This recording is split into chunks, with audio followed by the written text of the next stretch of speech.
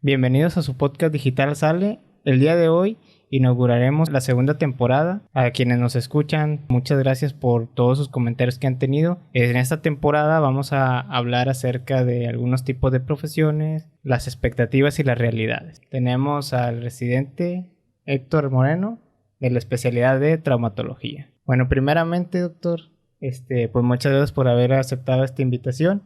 Primero, la pregunta que les hago a casi muchos de mis invitados es, cuando usted decidió estudiar medicina, ¿sabía lo que estaba decidiendo o cómo fue el momento en el que dijo, ¿sabe qué? Voy a estudiar medicina. Muchas gracias por la invitación. Es un gusto estar aquí con ustedes.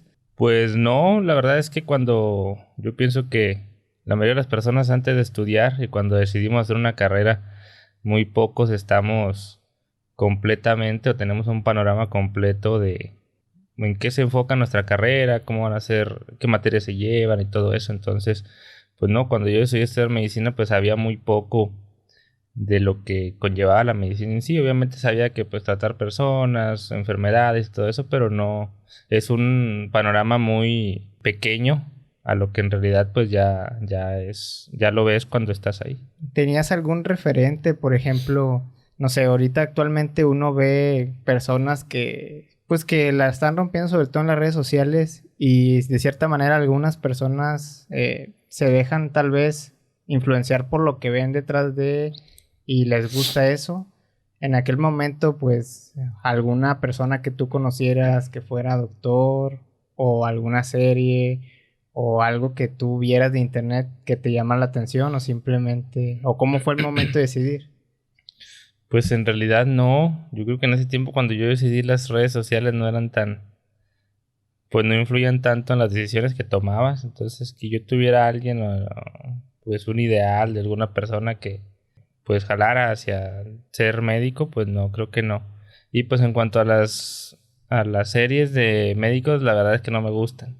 Es decir, ya cuando has estudiado, bueno, ya ahorita que ya muy avanzado en la carrera, pues la verdad es que las series no me gustan. O sea, sales de trabajar, luego todavía ver series Ajá. de médicos, pues no, no es. Cuando presentaste tu examen, ¿hace cuántos años fue? Cuando recién empezaste así a estudiar.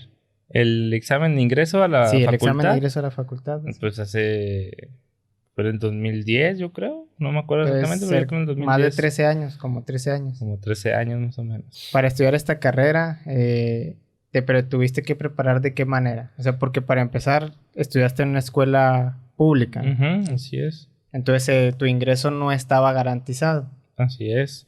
Depende mucho de la universidad a la que apliques.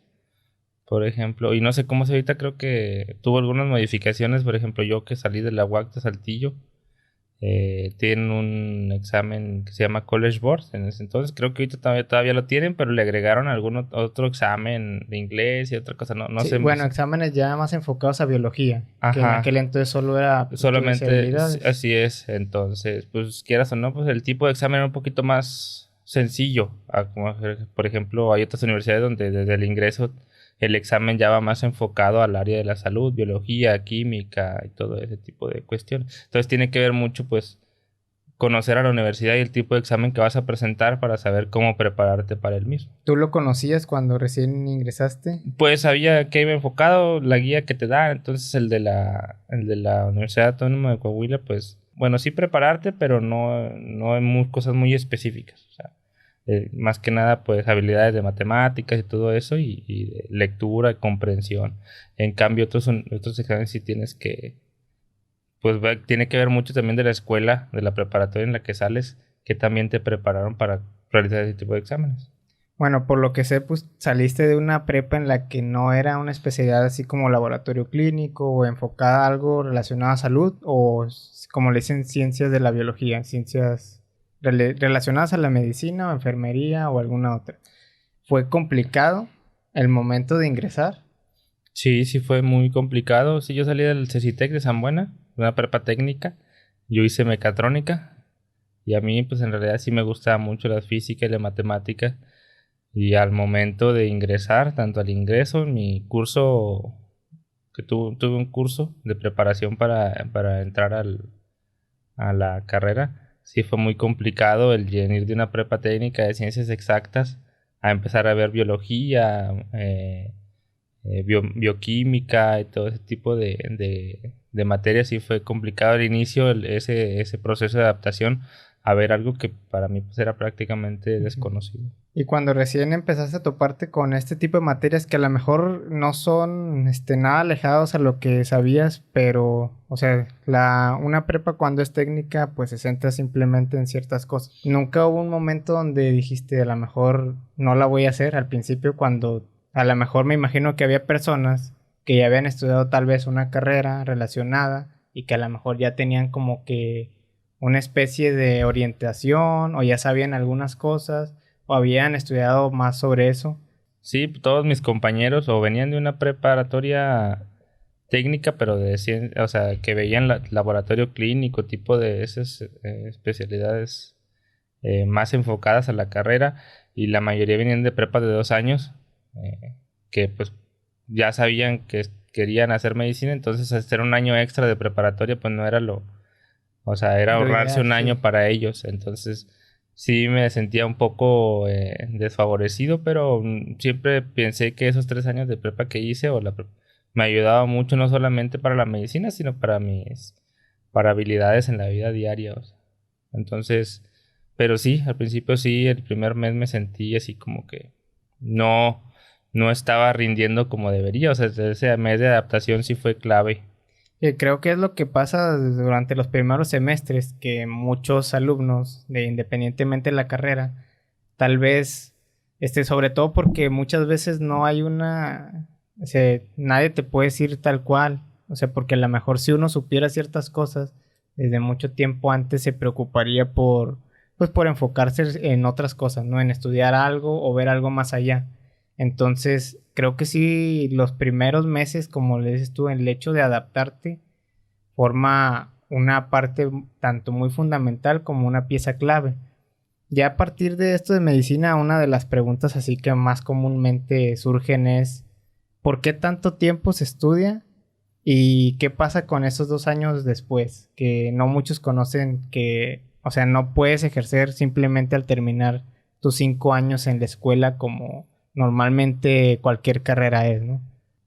Pues, ¿por qué es tanto tiempo? Pues la medicina es una carrera muy vasta, entonces en 5 años muy apenas y te basta para conocer un poco de cada una de las materias. Entonces, aún así, terminado tus 5 años, a ver, muchas veces al salir sientes que no has aprendido ni un poco de todo lo que tienes que tratar.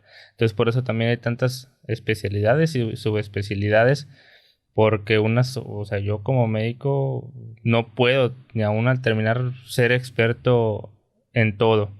Entonces, en esos 5 años, pues ves como que las generalidades de todas las especialidades y bueno, el enfoque de la carrera de medicina en los 5 años, o sea, para ser el médico general, pues es eso, que al menos seas el médico de primer contacto, y que puedas tratar al menos el 80% de las enfermedades de la población. Obviamente va a haber otras enfermedades ya más específicas o complicaciones que pues ahí sí vas a tener que derivar a algún especialista o algún subespecialista. Terminando los 5 años, pues es un año de internado de pregrado en el cual te vas a un hospital, ya sea, pues depende, IMSS, Secretaría de Salud, privado, dependiendo tu universidad, y ahí estás pues un año prácticamente. O sea, ahí la universidad te provee el lugar a donde puedes ir a hacer el internado. Así es, tiene cierta cantidad de plazas que se ofertan en cada año, y ya en base a tu promedio escoges a qué hospital quieres. Igual depende, todos los hospitales son muy diferentes, o sea, un IMSS, a un privado, a un ISSSTE. Entonces también ahí va dependiendo de cuál es tu siguiente paso. O sea, ahí ya te vas enfocando, de que dices, no, pues yo quiero hacer una especialidad en el IMSS. Entonces, para que hacen su internado y su servicio social en el IMSS, es más fácil todavía quedar cuando ya presenten Y para aquí en el internado te dan, haz de cuenta, una vuelta por diferentes departamentos. Y es como para irte dando una probada de lo que puede ser cada especialidad o cómo funciona? O también es dependiendo la institución donde tú lo hagas. Generalmente está establecido que son 6 rotaciones. O sea, durante todo el año son 2 meses cada una. Y es ginecología, 2 meses, pediatría, medicina interna, cirugía, urgencias. Y la última depende del hospital, como puede ser traumatología y medicina familiar. En unos hospitales solo es medicina familiar, en otros solo es traumatología. Entonces ahí depende mucho de las necesidades del hospital al que vayas. Pero sí, el internado de pregado es como que ya, porque muchas veces durante la carrera ves teoría, pero no estás interactuando tanto en contacto con los pacientes. Ujú. Hay algunas clases que sí te llevan al hospital, pero no es lo mismo ya estar tú enfrente del paciente. Digamos que es como la práctica de una carrera, o sea, más convencional, más común. Sí, es como las prácticas, así es. O sea, ya para que te vayas adentrando más al mundo ahora sí de la medicina y pongas en práctica pues los conocimientos que adquiriste durante toda la carrera. Bueno, y aquí en el internado, ¿cómo es el día a día de una persona que estudia el internado? Porque, bueno, hay muchos comentarios de que eres la parte más baja del eslabón, de que pues ya ves los rangos en un hospital, o sea, todo con los que convives y también pues las horas, cuánto tiempo van, qué días van. Yo, hablándote primero de cuando hice mi internado, yo lo hice en el Hospital General de Saltillo. Y ahí todavía en ese entonces hacíamos guardias ABC. O sea, cada 3 días te tocaba quedarte de guardia. El horario normal es de 7 de la mañana a 3 de la tarde. Después de eso, se queda, depende de cuántos internos había de guardia, pues, o por servicio, que generalmente era uno, nada más por servicio. Por ejemplo, si yo estaba en cirugía, de 7 a 3 era el horario normal de todos. A las 3 se iban los que no tenían guardia y el que se tenía guardia se quedaba de 3 hasta las 7 de la mañana otro día y ya seguía su turno normal. O sea, por ejemplo, si hoy lunes me tocaba guardia a mí, yo iba de 7 a 3, me quedaba toda la noche hasta el martes en la mañana y todavía seguía mi turno el martes y salía el martes a las 3 de la tarde. Entonces, 32 horas más o menos. Así es, Ajá. aproximadamente. Y pues también, o sea, te digo, depende mucho del hospital. O sea, como hay hospitales muy pesados, como hay hospitales que no tienen una carga de trabajo tan grande, entonces. Y en cuanto a exámenes y todo eso, recuerdo cuando yo estaba no era tan académico el internado. Ahora sí que cada quien era autodidacta. En sus tiempos libres, tratar de leer y aprender lo más que pudiera, porque la carga de trabajo era muy grande. O sea, principalmente en ginecología, en cirugía, en urgencias, sí era mucha la demanda de atención de pacientes. Y ahí, ¿qué era o sea, cuál era su función específica? Sí, pues depende mucho del servicio en el que rotabas. Por ejemplo, en cirugía, pues sí, tú te encargabas de hacer historia clínica al paciente cuando llegaba. Igual, aunque el residente era el responsable pues tú mismo tenías que conocer al paciente, tener un diagnóstico presuntivo. Y sí, cuando había cirugías, entrabas de ayudante, o sea, la cirugía. Eh, y pues a ayudar con todo lo de papelería, que el expediente estuviera en orden, muestras de laboratorio y todo ese tipo de situaciones. Pero pues depende mucho de- del servicio. Por ejemplo, en traumatología no había residentes, entonces prácticamente es el encargado de hacer todo, pues desde recibir al paciente, tomar radiografías que requiriera, hacer el ingreso. Si iba a entrar a quirófano, pues ya entrabas con el médico de base a operar con él. ¿Qué es de lo más difícil de estudiar medicina? O sea, la demanda de tiempo que te genera estudiar medicina. O sea, porque sí o sí, seas así una persona brillante y todo, pero el tiempo que te demanda siempre es muy grande. A veces te abstienes de muchas cosas.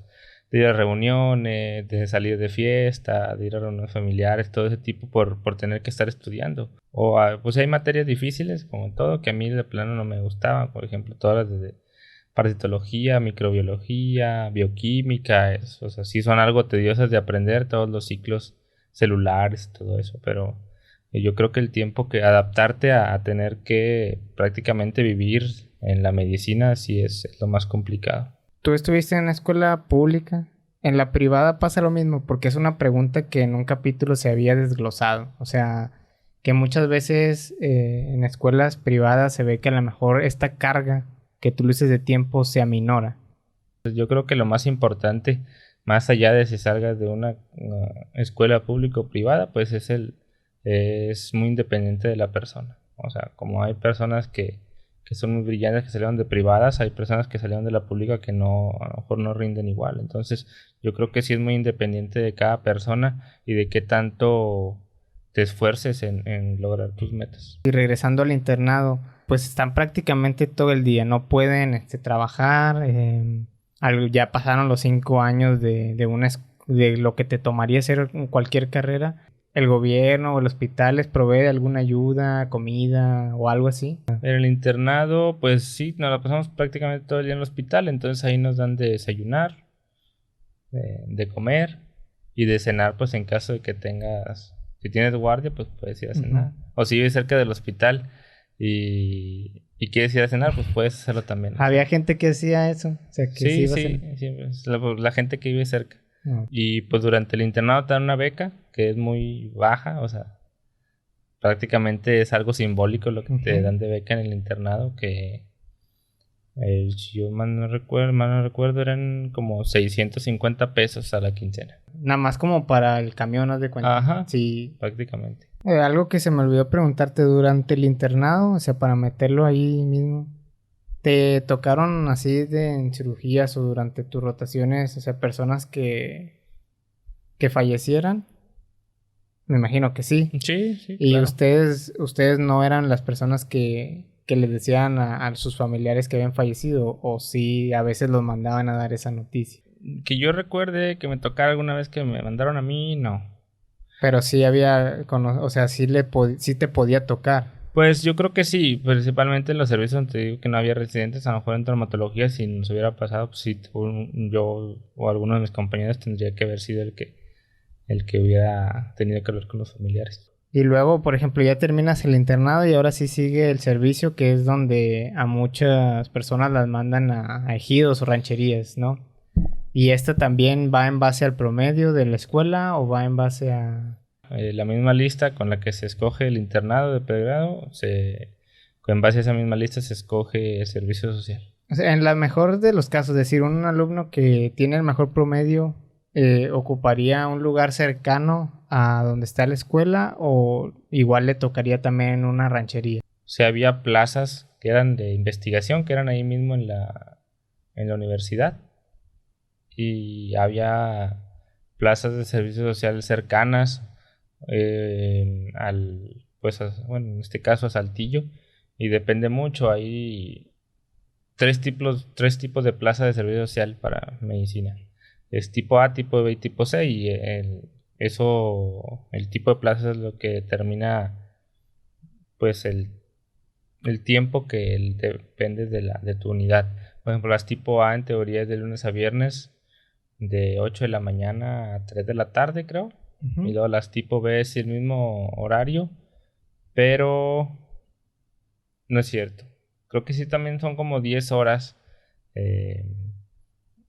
de 8 a 1 y luego 2 horas de descanso y luego de 2 a 6 y puedes regresar a tu casa. Y las tipo C, ¿no? Te tienes que quedar desde el lunes a las 8 de la mañana hasta el sábado a la 1 de la tarde en tu unidad. Y ya el sábado te puedes retirar, sábado y domingo, y regresas Entonces, otra nada vez más el ir lunes. y, por ejemplo, ir a hacer pendientes y regresarte, por así decirlo. O sea, no te da Así como es. que cosa de más. O Así sea, en las igual tipo a lo C. mejor salir el fin sábado y luego otra vez el domingo prepararte para regresar. Ujú. Se ha escuchado mucho de que, sobre todo esto del servicio social, cuando mandan así a médicos y que ves ahí accidentes. O sea, ustedes están preparados, o sea, más bien, no preparados porque pues nadie te prepara para algo, sí, algo imprevisto, ¿verdad?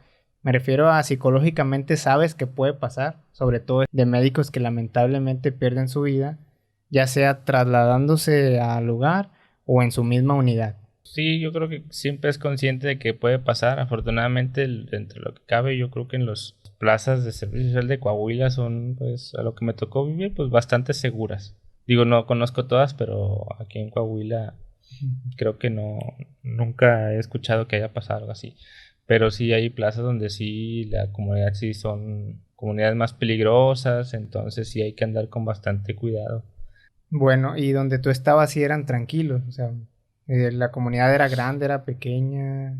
De mi comunidad, donde estaba asentado mi clínica, era una comunidad muy pequeña. Aproximadamente eran como 25 familias.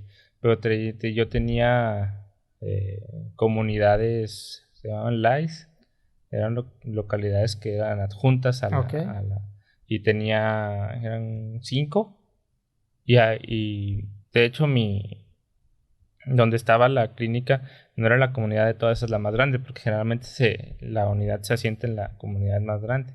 Y no, la mía era muy pequeña, era como te digo, 25 familias, unas 200 personas, no menos. Todos se conocían. Sí, Y en este tipo dices tú que pues es quedarte de lunes a sábado, ¿verdad? O sea, pero pues el horario de atención era 24 horas, se te llegó a presentar alguna ocasión donde llegaran a tales horas y que tú ya estuvieras dormido o algo así.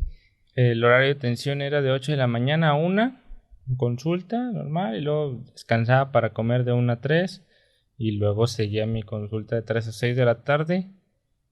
Ya a las 6 cerraba y ya solo recibía urgencias. Solo una vez me llegó una paciente y en realidad no era una urgencia, igual la atendí. O ya cuando terminas tu servicio, que lo concluyes satisfactoriamente y a partir de ahí ya es cuando ya te dan, ahora sí, que tú ya puedes ejercer como doctor, ¿no? O qué más falta. Ya puedes ejercer. O sea, hay que hacer todos los trámites Sí, para título y cédula. para título y cédula. Y ya con tu cédula ya puedes ¿Y dónde ejercer. puedes trabajar una vez ya saliendo de doctor? Muchas veces en el área de urgencias puedes trabajar como médico de primer contacto o dando consulta de urgencias.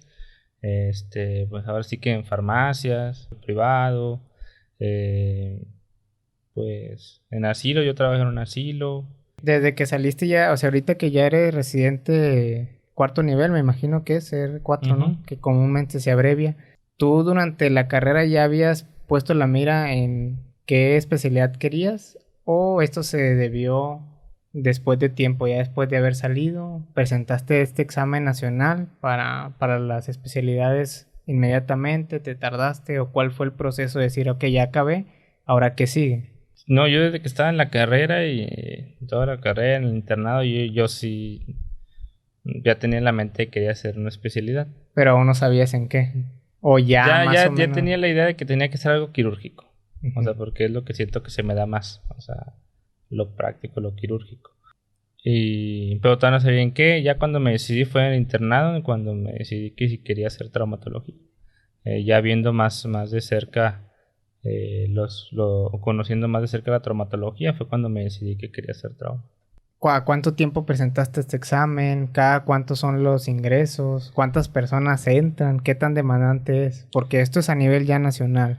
Obviamente influye mucho la universidad en la que le hiciste en cuanto a tipo de preparación que se te da, pero también, o sea, influye, pero lo determinante es tú qué tanto te prepares.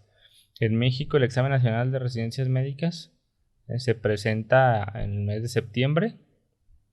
De la convocatoria sale como desde marzo o abril, y se presenta en el mes de septiembre. Y resultados se los dan aproximadamente un mes después, en octubre. Y ha cambiado mucho el formato del examen en cuanto a la elección. Antes de que yo presentara el examen tú presentabas tu examen y al momento de presentar ponías 3 opciones, 3 especialidades, por Ajá. ejemplo, trauma, gine y cirugía. Si no quedabas en trauma y tu puntaje lo permitía, te asignaban a la segunda selección, si no a la tercera. Pues eso después cambió. Cuando yo presenté era una opción única. O sea, ya no había oportunidad de Oportunidad. poner alguna otra especialidad. Entonces ponías nada más lo que tú querías. Sí. Ya si se acaba para cuando te tocara el lugar, ya se habían acabado las plazas, ya Esperarte hasta el otro año. tienes que esperar hasta el otro año. Si estaba cerca del puntaje mínimo, hay algo que se llama repechaje. Y ya al finalizar las 4 vueltas de selección, si algunos desertaron, te hablaban a los que estaban cerca del puntaje para elegir alguna de las plazas que no se eligieron.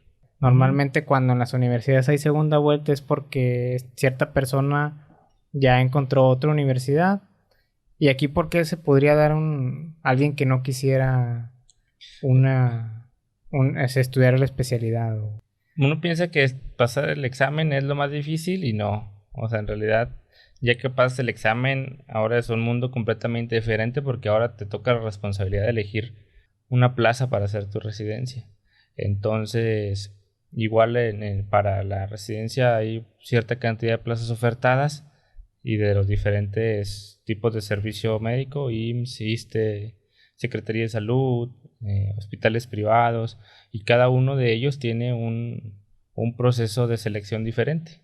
Y eso va por vueltas, son 4 vueltas y con sus fechas bien determinadas. Entonces, por ejemplo, si tú ya tenías la idea de que querías hacer tu residencia en un IMSS, eh, entonces la convocatoria para el IMSS es la siguiente: tú me ingresas tus datos a un sistema y te dan todas las opciones de plaza que hay. Entonces tú las ordenas, escoges 10 y tú ordenas esas 10 opciones en base a tus preferencias.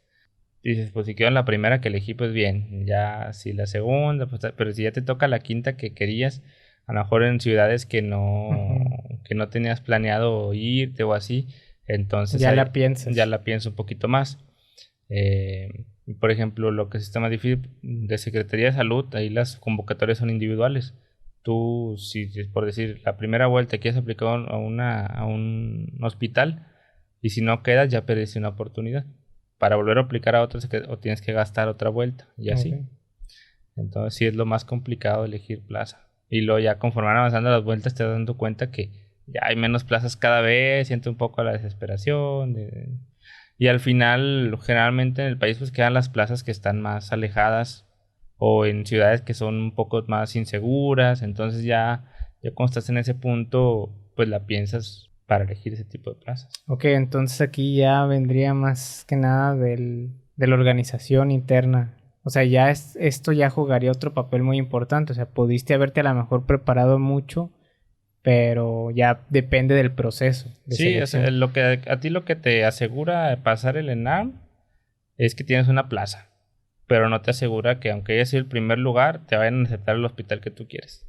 O sea, porque hay hospitales que, por ejemplo, si tú saliste de cierta universidad no te quieren. No Entonces, tanto así. Por ejemplo, el IMSS, lo que te decía, tiene un proceso muy bien establecido, pero ahí importa mucho que si hiciste el internado en el IMSS, si hiciste el servicio en el IMSS, o si tienes algún trabajador familiar en el IMSS, te dan puntos extras al final. ok. Y te promedio de universidad, promedio de internado y promedio del ENARM, y luego esos puntos extras. Entonces, por eso ya si tienes esa idea, pues lo ideal es que desde el internado o servicio lo Sí. vayas haciendo el IMSS, porque sí te beneficia. ¿Presentaste luego, o hiciste el registro desde que todavía estabas en el servicio para presentar el ENAM? Presenté, sí, el primer año, depende. Hay bueno, mi escuela terminamos en junio, o sea, es el ciclo escolar normal.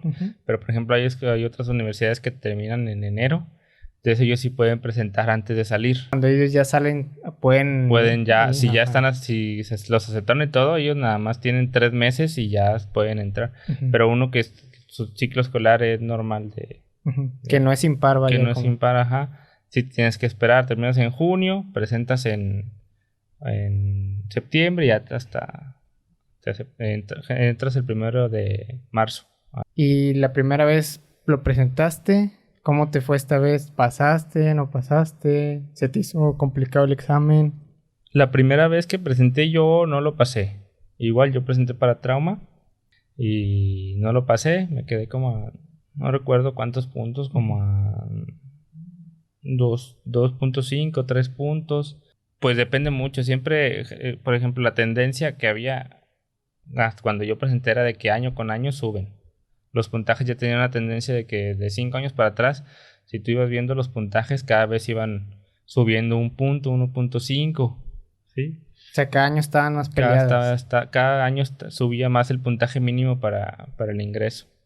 Entonces sí, de hecho cuando el primer año que yo presenté, en vez la tendencia era 1.5, subió 3.5 el puntaje mínimo. Que eso pues es muy independiente, digo, depende de qué tan difícil esté el examen, porque sí varía mucho de un año a otro. Ok.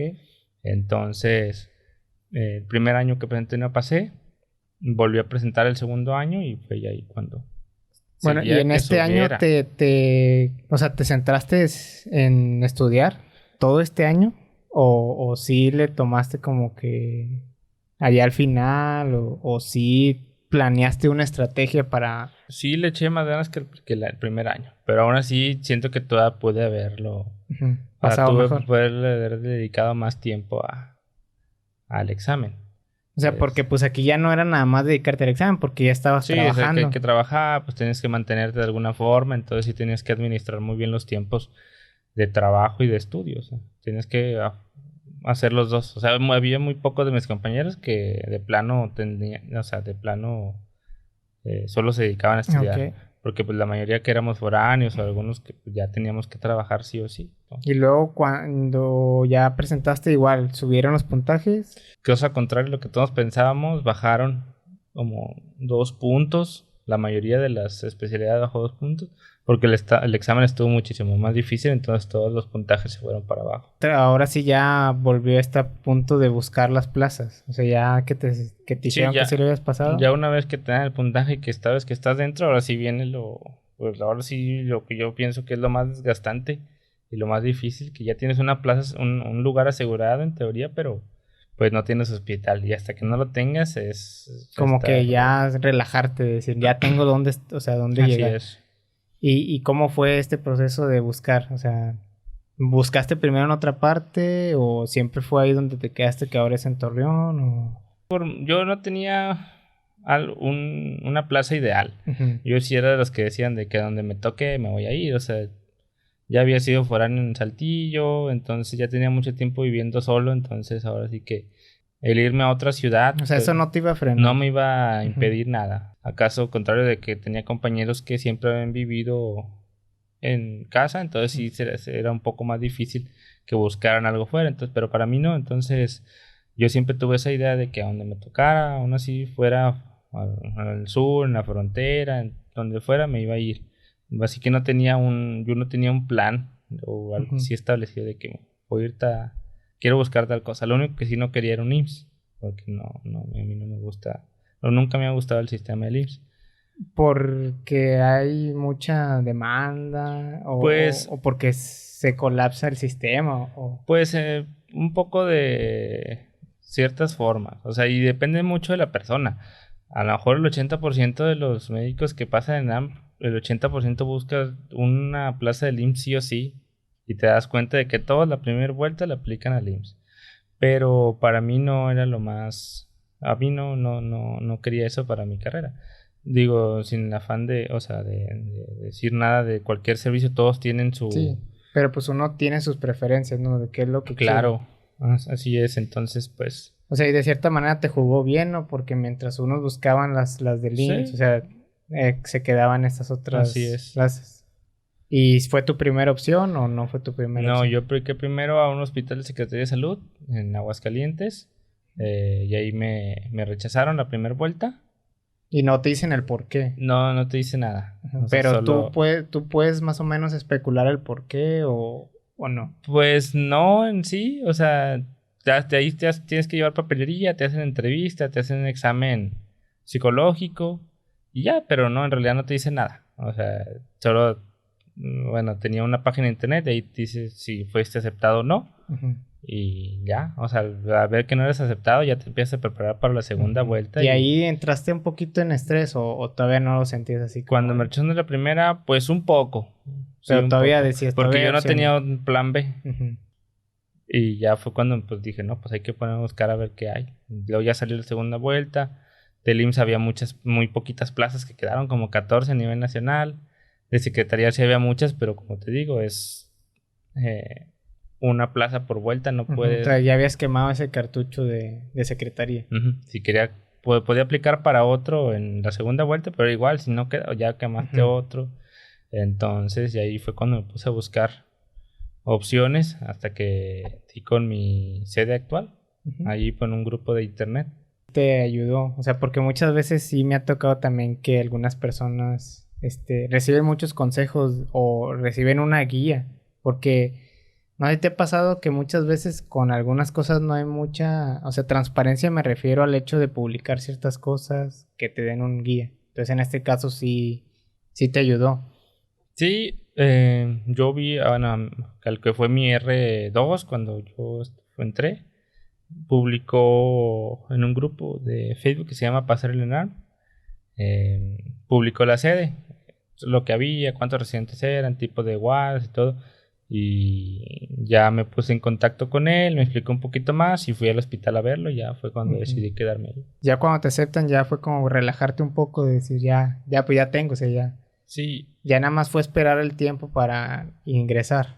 así es, ya una vez aceptándote, pues ahora sí, sí, debes relajarte, ya prepararte psicológicamente para el momento en el que vas a entrar, trabajar lo más que puedas ese tiempo que te queda. Ujú.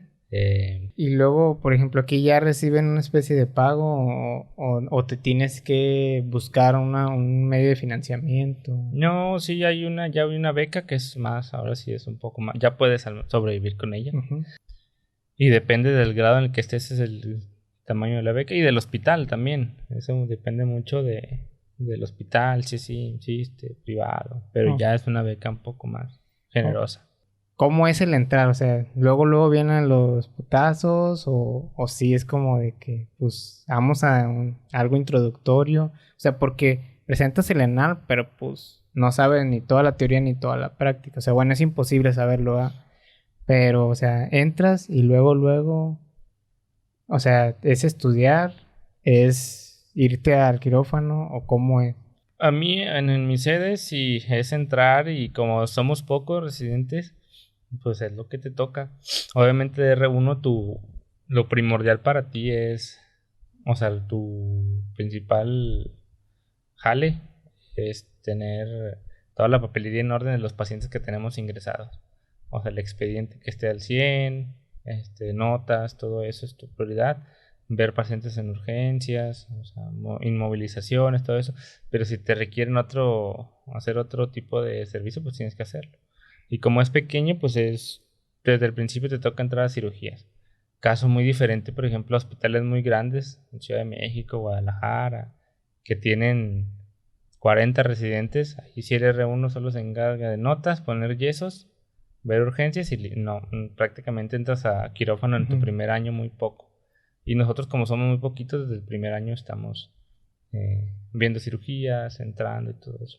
Bueno, entonces en este caso el hecho de que sea pequeño te da como que esa ventaja de poder estar más al contacto con la cirugía y con el paciente. Ya que empieza pues a hacer cirugías y todo eso, me imagino que pues R1, 2, 3, 4 va de acuerdo a los años. Y con esto, por ejemplo, el 2 de qué se encarga, el 3 de qué se encarga, el 4 de qué se encarga. O sea, eso es como que lo que a lo mejor ni yo ni mucha gente todavía lo comprende. O sea, porque sí, a lo mejor escuchamos de que ahí viene el R4 y él le va a dar tal cosa o así.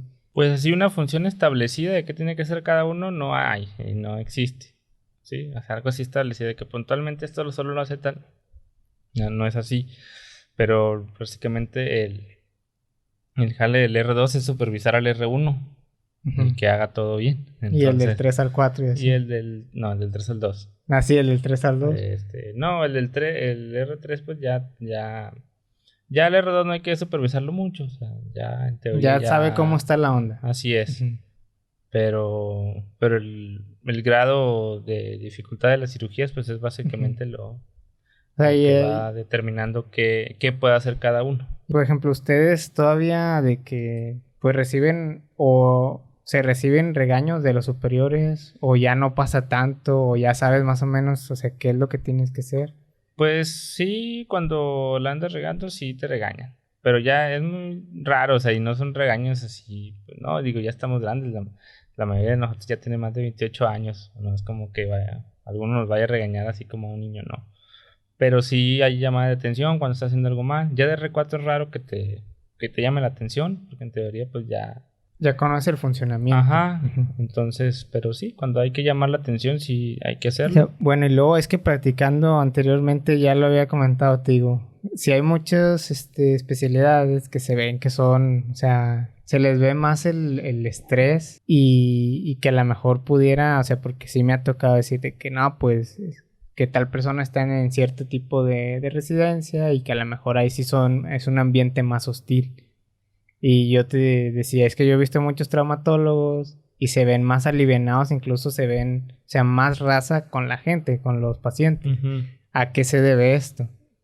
Pues no sé, yo creo que es el perfil de cada especialidad. Y sí, yo también lo he notado, el perfil del traumatólogo es esto, o sea, más alivianado, más empático a lo mejor con el paciente y con nuestros mismos residentes. Entonces, pues yo así es lo que veo. Pero un por qué así, pues no te puedo decir. Pero yo creo que es el perfil de cada Ujú. persona que aplica para ¿Y trauma. ustedes también colaboran con otros departamentos cuando hay, no sé, lesiones múltiples o algo?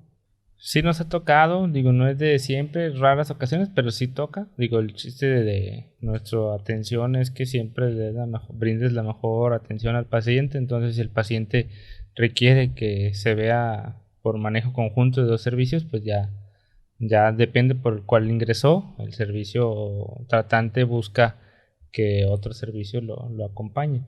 Pues si nos ha tocado, generalmente podemos pedir ayuda de cirugía vascular cuando son lesiones, por ejemplo, no sé, fémur, que estamos en cirugía y hay sangrado que no se controla, pues podemos llamarlos para que nos orienten, o si hay alguna arteria, algún vaso que reparar, pues ya lo realicen ellos. En traumatología, ¿cuáles son las, digamos, 3 operaciones que no faltan, ya sea, por así decirlo, al día o por semana? O sea, ¿qué tipo de operaciones de traumatología son las más comunes? Pues así de lo más común, yo creo que fracturas de tobillo. Eso sí es de lo más común. Ujú. ¿Qué más? Caderas, tal vez, fracturas de cadera. Radiocúbito, de antebrazo. Yo creo que es de lo más común. Así en general, pero lo que más llega a urgencias, pues sí. A lo mejor niños también, codo de niñera, fracturas de codo. Cuando tú empiezas en la traumatología, ¿y a qué momento dices tú, pues como es pequeño te meten desde un principio? O sea, pero ¿cómo sabes qué es lo que hay que hacer? ¿O te van diciendo durante la marcha, los doctores les explican? ¿O ya es cuestión de que ustedes tienen que otra vez agarrar, leer y practicar? No sé, como ya ves cuando estás en el transcurso de medicina que practican con ciertas cosas. Pues al principio, te digo, depende mucho, mucho del hospital. Pero no es estado que era pequeño, pues yo creo que eso me benefició mucho. O sea, por ejemplo, y depende mucho del residente y del adscrito con el que estés operando. O sea, como hay adscritos que son muy didácticos o muy académicos y te explican todo, hay otros que pues no son tan así. Pero en mi hospital yo pienso que sí, todos son muy, muy académicos, entonces siempre nuestro R más o el adscrito siempre trata de enseñarnos lo más que puede. Pero obviamente depende de ti, porque obviamente al principio cuando llegas, pues no sabes ni qué onda, o sea, nunca lo habías visto, aunque hayas estado en la internada y en la carrera, todo eso no crees que te prepara mucho al llegar ahí y ver cómo es ya en sí una cirugía, es muy, muy diferente. Entonces también influye mucho que tanto te prepares tú antes de una cirugía, leer la técnica, leer la anatomía de la región donde vas a operar, y todo eso te simplifica mucho que al momento de estar operando entiendas mucho mejor la cirugía. Comprendo que se hacen a veces estudios previos, muchos, en algunos casos, para una cirugía. Pero nunca te ha pasado que al momento de ya abrir veas algo con lo que no contabas a pesar de todo lo que te habían arrojado los estudios. Sí pasa en traumatología, o sea, que alguna fractura que parecía más simple, sí tenga trazos complejos o fracturas añadidas. Por ejemplo, acabo de operar un tobillo, parecía un trazo pues, de lo más simple, traía una fractura del peroné, que es el hueso que está en la pierna de un lado, y en la tibia, que es el otro hueso, traía una fractura en la parte posterior. Traía una fractura en la medial, pero se veía una fractura simple, entonces. Pero ya al momento de operarlo, ya hemos terminado de operar 2 fracturas, y al momento de abrir para el malleolo medial, que es en la parte de adentro del tobillo, el trazo era más complejo de lo que se veía en las radiografías. Y ahí pues ya toca hacer un poco de cambio en la planeación que teníamos para dejar al paciente pues, lo Pero más cercano. todo esto ocurre así, o sea, no te da Sí, tiempo de pensarlo no, claro mucho. que Es no, como ya estás ahí, tienes que resolverlo con lo que tienes. el paciente ya después se le explica que o sea, que su procedimiento Sí, fue. sí es siempre, es muy importante la relación médico-paciente. Ujú. O sea, y eso nosotros, te digo, porque es un hospital muy pequeño y todo eso, yo creo que eso lo tenemos al 100. Entonces siempre nuestra relación con el paciente siempre es muy directa y tratamos nosotros de que el paciente se sienta en confianza con nosotros. Entonces es muy indispensable antes de entrar a la cirugía y al salir, pues darle informes de lo que se le hizo, todas las lesiones que tenía para que no haya dudas en ellos. Porque si te das cuenta de la mayoría de los conflictos entre pacientes y médicos es por una falta de comunicación. Ujú. Entonces, si tú le comunicas a tu paciente, le explicas, que entiende bien todo el procedimiento, realmente ellos se quedan tranquilos. Ujú. Y por ejemplo, pues ya he visto de que las cosas que a veces publicas y que a veces son fractura o que alguien se corta el dedo o que alguien se quiebra o algo así, muchas de las, por así decirlo, complicaciones o lesiones que hay en traumatología, algunas son, por así decirlo, visiblemente expuestas. Uh-huh. ¿Cómo llega el paciente cuando, o sea, no sé, por ejemplo, le falta el dedo, llega por su propia cuenta, llega en ambulancia? Sí, depende mucho de dónde se lesionó y de, pues ahora sí, cuál es la lesión. Cuando llegan muchos por amputaciones digitales, carpinteros, carniceros, ellos generalmente llegan por su propio pie. Y Pero tranquilos, o sea, sí, digo, si llegan así generalmente, como doctor, tranquilos.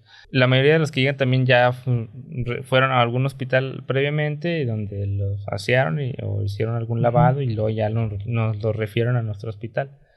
Ahora sí, los que llegan con fracturas expuestas, esos generalmente sí llegan en ambulancia. Y ya llegan sedados algunos No, o también o sea, con medicamento para el dolor tal vez, pero sedados no. Pero sí, generalmente llegan en ambulancia. Y pues generalmente tranquilo, a menos que sea una fractura expuesta pues muy masiva o un grado 3. La tasa de mortalidad con respecto a otras especialidades no es tan alta, o sea, por el tipo de procedimientos que se hacen. O sea, no quiere decir que no haya, ¿verdad? Pero a lo mejor es menos la tasa y es más la tasa de éxito que la de fracaso, ¿verdad?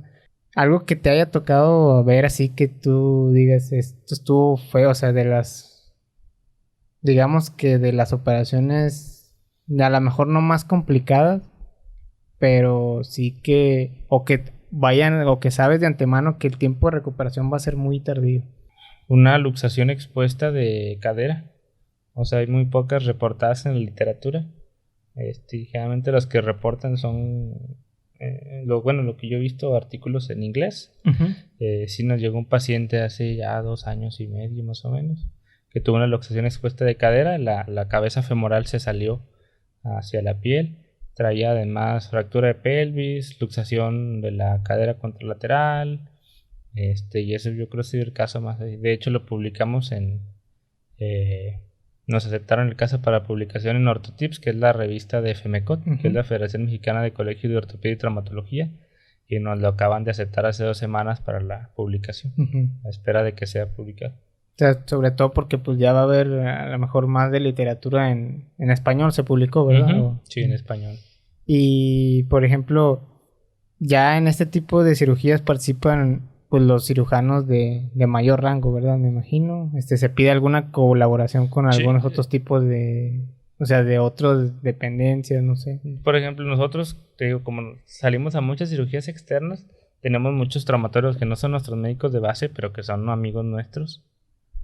Entonces esa vez sí, pues le hablamos a los que saben, un cirujano de pelvis, que era un conocido, a un cirujano de cadera, y ellos fueron los que nos ayudaron con el caso.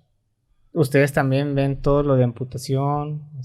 O eso ya, sí les corresponde a ustedes lo de las amputaciones. Si es por alguna complicación de traumatología, sí lo tenemos que hacer nosotros.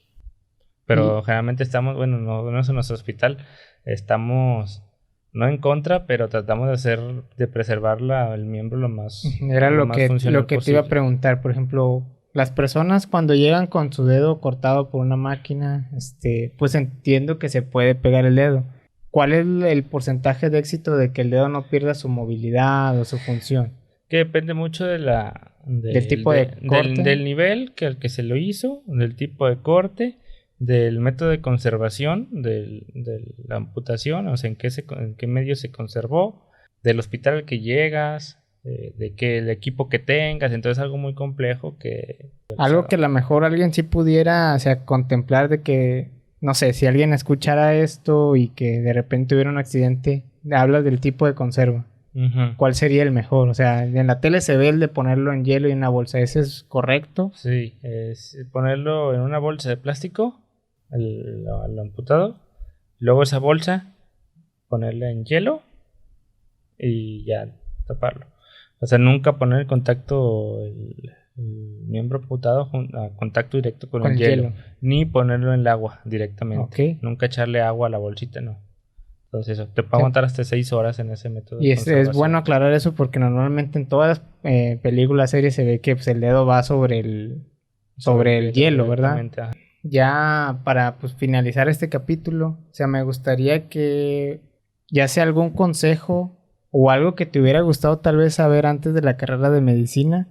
Pues como un consejo, si ya tienen decidido que quieran hacer medicina, yo creo que planificar todos tus estudios, por ejemplo, a lo mejor sí hacer una prepa de 2 años, porque a lo mejor no te va a servir mucho que hagas una de 3 años y hagas una preparatoria técnica, entonces ahí ya te ahorras 1 año.